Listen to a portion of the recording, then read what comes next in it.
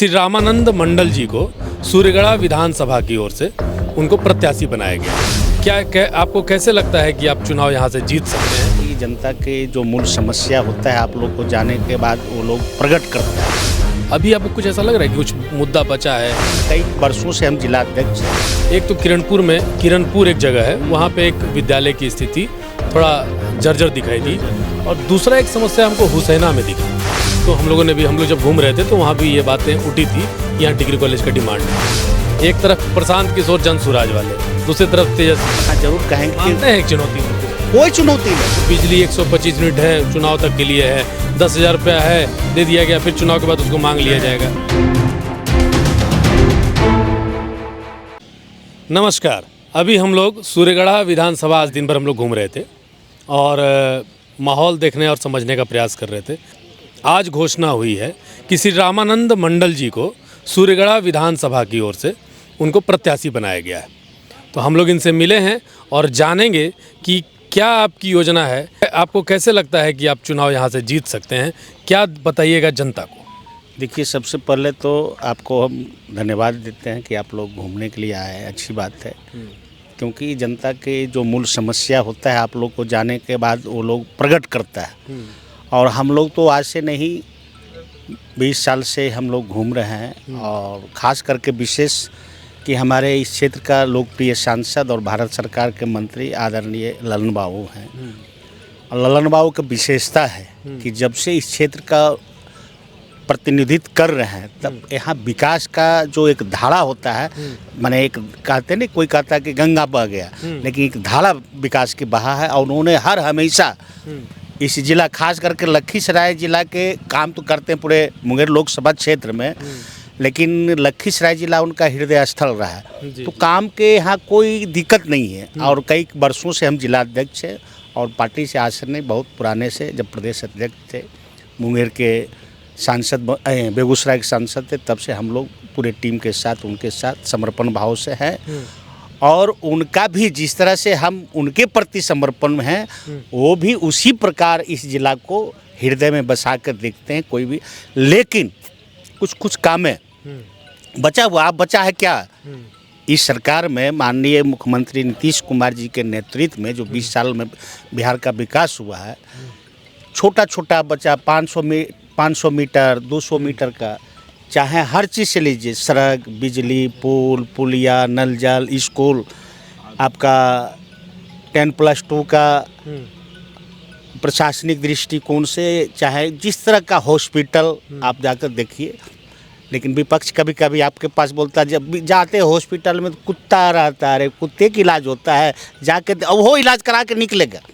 आज इतना पूरा बिहार सजाया गया है और हम वहाँ की जनता का हम आभार प्रकट करते हैं, सूर्यगढ़ा विधानसभा के जो भी हमारे हैं।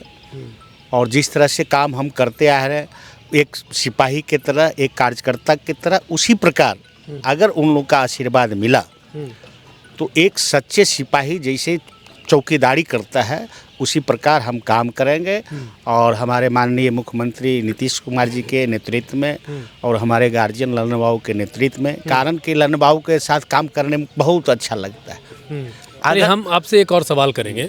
अच्छा, दूसरी बार आप चुनाव लड़ने जा रहे हैं, तो दूसरी बार चुनाव लड़ने के बाद अब जो आपको दिखा, अभी आपको कुछ ऐसा लग रहा है कि कुछ मुद्दा बचा है जिसके लिए फिर जनता के पास जाएंगे और उनसे मतदान मांगेंगे ताकि आप फिर उनका मनोकामना को पूर्ण करें? छोटा मुद्दा बच्चा है इधर। आप 2 महीना पहले, और हमको लगता है कि उस टाइम ये जो वर्तमान में हमारे अशोक चौधरी जी माननीय मंत्री RWD के थे, 200 करोड़ से ज़्यादा की योजना का उद्घाटन हुआ है सूर्यगढ़ा में जी। और बड़े बड़े पुलिया और कई ऐसा योजना है कि टेंडर में चला, प्रक्रिया सब हो गई है। जैसे आचार संहिता हटेगा उसके टेंडर खुलेगा, वो कैंसिल नहीं होता है, इसमें लागू नहीं हो सकता, ऐसा प्रावधान है। बिल्कुल। और बस छोटा छोटा कुछ मुद्दा है, कुछ स्कूल का 1-2 जो उसका हालत जर्जर है, उसको और उसमें प्लस कोई 10+2 में कन्वर्ट करना है। और एक डिग्री कॉलेज का मांग है, डिग्री कॉलेज का मांग है। तो हमारे लोकप्रिय सांसद आदरणीय ललन बाबू ने कहा कि चुनाव के बाद सरकार गठन होगा और सूरजगढ़ा में हम डिग्री कॉलेज देंगे। सूरजगढ़ा में आप बोल रहे हैं कि डिग्री कॉलेज देंगे, ये एक तो हम लोग जब घूम रहे थे तो वहाँ भी ये बातें उठी थी कि यहाँ डिग्री कॉलेज का डिमांड है।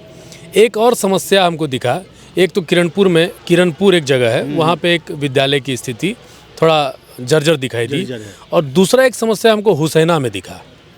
जंगल राज की जो कहानी चलती थी, हाँ, उस नदी क्यूल नदी के पार बहुत सारे लोग ऐसे हैं उस गांव के जिनके खेतों पर आज भी वो आराम से वो अपनी खेती नहीं कर पाते हैं, बहुत समस्या होती है। हाँ, आप समझ रहे होंगे। हम समझ रहे हैं, हम गए भी, और इससे जो समस्या उठा था बीच में, उसमें हम वहाँ गए, ग्रामीणों का जिसके साथ जो प्रीत था उनके साथ हम लोग बैठे, थाना एसपी साहब सारा प्रशासन भी गया। मैं इसलिए ऐसा बोल रहा हूँ कि आज भी उनको अपने खेत को काटने के लिए करता है बीच बीच में बदमाशी कुछ। देखिए हर जगह सब जाति माने समझ लीजिए वो खराब नहीं होते हैं, लेकिन उसी समाज में से 5 को निकल के उस माहौल को, उस समाज को एकदम छिन भिन कर दिया है, खास करके हुसैना में। लेकिन प्रशासन वहाँ एक्टिव है, प्रशासन का कैंप किया गया है। वो लोग करता है कि जब फसल की बारी आता है तो कोई उखाड़ लेता है, कोई काट लेता है, इसलिए प्रशासन वहाँ हमेशा। और जब फसल कोई परमानेंट समाधान का क्या? परमानेंट समाधान यही है कि वहाँ एक कैंप दिया जाएगा। कैंप आता है फसल के समय में, लेकिन जब बाढ़ आती है तो चले जाते कैंप हट जाता है। लेकिन इधर बीच में कुछ फसल का गड़बड़ी करने के चलते वहाँ झमेला हुआ था, उसमें हम लोग गए, प्रशासन भी गया। अभी माहौल शांत है, लेकिन बीच बीच में करता है। 2-4-5 को है वैसा व्यक्ति वहाँ जो कि समाज को खलबलाहट ला देता है। बीच में समझिए फुहारा छोड़ देता है, फिर गायब हो गया। कई लोग अरेस्ट भी हुए हैं उसमें। हम लोग किरणपुर का जो विद्यालय की जर्जर उसका थोड़ा सा जरूरी है, लेकिन फिलहाल तो नहीं होगा। लेकिन चुनाव के बाद हम लोग पूरा प्रयास करेंगे कि उस विद्यालय को नए सिरे से बढ़िया से बनाया जाए। एक और रसलपुर में भी है। अच्छा, हाँ, रसलपुर में भी है, उसमें हमारे डीएम साहब भी एक दिन ले गए थे, देखे थे चुनाव पहले। और उसका टेंडर प्रक्रिया हुआ था, ठेकेदार आया था, लेकिन बना नहीं पाया। उसका जो रेट था समझ लीजिए बहुत कम, लोएस्ट था, इसलिए नहीं बना पाया। फिर नए सिरे से चुनाव के बाद जो भी सूरजगढ़ा प्रखंड हो, चानन हो और पिपड़िया हो, स्कूल इस तरह का है। हम लोग भी कहें, माननीय को संज्ञान में दे दिए हैं, वो कहे कि चुनाव के बाद सबको एक एक करके बारीकी से हम कर्म, जिस तरह से हम काम करते हैं। इधर देखिए एक चाय टोला है खावा मेदनी चौकी, बराबर घटना होती थी नाव में, नदी पर 35 करोड़ 38 लाख का एक पुल दिया, उसका टेंडर में चला गया। अच्छा। ऐसे ऐसे कम से कम तो हमको लगता है 50 किलोमीटर का रोड, जो 1/2 किलोमीटर, 2 किलो, 5 किलोमीटर, अंतिम समय में हमको लगता है 35 किलोमीटर का फिर रोड दिए। सबका सेक्शन स्वीकृति सब हो गई। अब बचा ही क्या है, एक डिग्री कॉलेज का मांग है, और हम लोग भरोसा दिलाते हैं वो पूरा होगा। जगह भी चयनित कर लिया गया है। अब आप तो चुनाव लड़ रहे हैं, आप मजबूती से बात कर रहे हैं अपनी। विपक्ष में 2 लोग हैं, एक तरफ प्रशांत किशोर जनसुराज वाले, दूसरी तरफ तेजस्वी, जो बोल रहे हैं कि हर परिवार को नौकरी बांट देंगे। अच्छा, तो नौकरी लेकर नौकरी कर रहे हैं, हम कहें कि नौकरी सरकार देती है। हाँ। हमारा व्यक्तिगत कोई बपोती नौकरी नहीं होता। सरकार का एक सिस्टम होता है, सरकार का इनकम होती है। कह देता कि हम आएंगे तो सबको जहाजे पर रखेंगे आसमान में, ये कहना मुश्किल है और चलाना मुश्किल है। प्रशांत किशोर जी हम तो नहीं कहेंगे, लेकिन हम इतना जरूर कहेंगे मानते हैं एक चुनौती उनको। कोई चुनौती नहीं। 2015 में हम जब चुनाव लड़ रहे थे लखीसराय से, तो प्रचार प्रसार करते थे। आज माननीय मुख्यमंत्री नीतीश कुमार जी, मैंने बिहार में कोई पहचानता था, उन्होंने काम किया, काम करने के बाद उनकी पहचान बढ़ी, सलाहकार बनाए। तो इसे व्यक्ति नेता नहीं बनता है। नेता बनने के लिए ज़मीन से खटना पड़ता है। हम लोग 20-22 साल समता काल से है, लेकिन जब से सरकार आया बनाने में, तब से आज तक हम लोग जहाँ हैं उसी जगह ठीक है। जैसे हमारे ललन बाबू खुट्टा गढ़ के रहते हैं, हर तरह का काम करते हैं, पते ही पूरे बिहार की, अब देश में नाम जानता है। कितना वो परिश्रम किए, फाउंडर स्टार्टिंग तो उन्हीं का दिन है, हर तरह का वो परिश्रम किए। तो कोई कह देता है कि ललन बाबू, तो ये मानने के लिए नहीं थे। तो हमारा अगर गुरु है तो है ललन बाबू। चलिए, आपके गुरु हैं ललन बाबू। दूसरे बात एक चीज़ और भुला गए थे, युवाओं को हम जो कहे थे कि बाबू तुम ध्यान रखो, अगले 2025 से 30 एक चीज़ पूरे हिंदुस्तान में है, बिहार ने हिंदुस्तान में, अगर नीतीश कुमार जी कह दिया कि हम सबको इतना देंगे तो देते ज़रूर है। उससे 1 करोड़ का उस लक्ष्य रखे हैं युवाओं का, नौकरी प्लस रोजगार। रोजगार बिहार में नहीं है, करने के लिए चाहेगा तब ना। उद्यमी योजना है, आप जान रहे हैं सब, 10 लाख का है, 5 लाख सब्सिडी है। हम करबे नहीं करेंगे तो खाएगा सरकार कुछ नहीं, माँ बाप का होटल मिल गया, खाओ उड़ाओ, ऐसे नहीं होता, परिश्रम करना पड़ता। कई कैसे बिजनेस है, पढ़ो 4 लाख नौकरी लगा दो, 2 नहीं लगा तो जाओ। हर बच्चे बच्चियाँ का देख लीजिए। अभी तो एक गरीब नीतीश कुमार जी का तो कोई आवेदन देने नहीं गया था कि बिजली फ्री कीजिए, पेंशन बढ़ाइए, 10-10 हज़ार जीविकाओं को दीजिए, 2 लाख रुपया फिर दीजिए। ये तो उनकी सोच है ना कि जो सबसे कमज़ोर वर्ग होता है उसको बढ़ाने के लिए प्रयास है, ताकि अच्छा कम से कम सड़क पर चले तो लगे कि नहीं ये भी एक मनुष्य है, एक मानव है।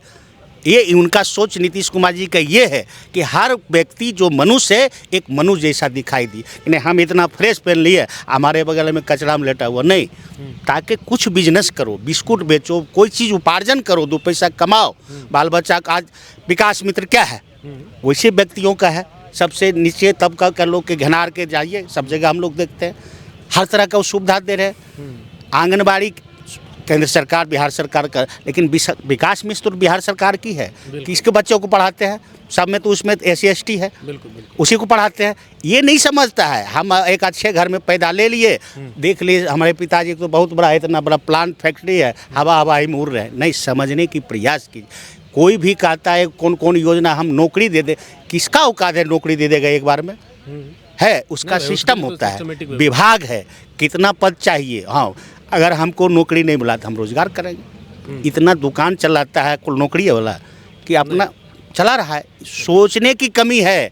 अगर इस बात को सोचे तो कभी कोई, आज विपक्ष कहता है बिहार में कोई काम अनिवार्य रोडवा पर चल रहा है, उसको भी तो देखो। वही हम कहे थे, आप ही के जैसा थे, हम कहे मैडम पटना से आए, हाँ कितना देरी लगा, 2 घंटा।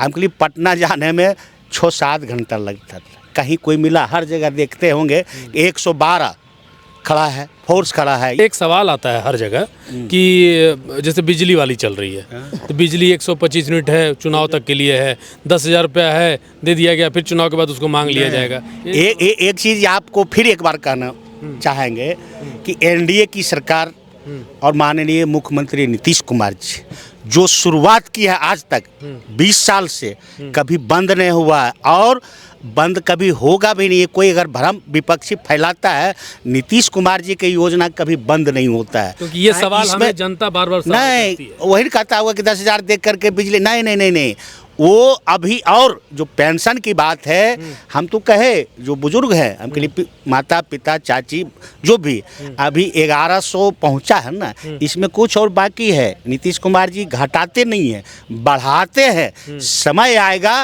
वो बढ़ाएंगे, घटाएंगे नहीं। जो योजना चल गई, अगर पुल बना स्वीकृत हो गया, पुल बन गया तो क्या सरकार चल जाएगी तो तोड़वा देंगे? नहीं, वो तो नहीं टूटेगा। तो फिर योजना बन गई तो सरकार बन गई। तो इस तरह का है। तो पुनः आप लोग को भी धन्यवाद देते हुए कि आपने हमारी मन की बातों को निकाला और हम सूर्यगढ़ा विधानसभा से प्रत्याशी के रूप में कल नॉमिनेशन कराएंगे।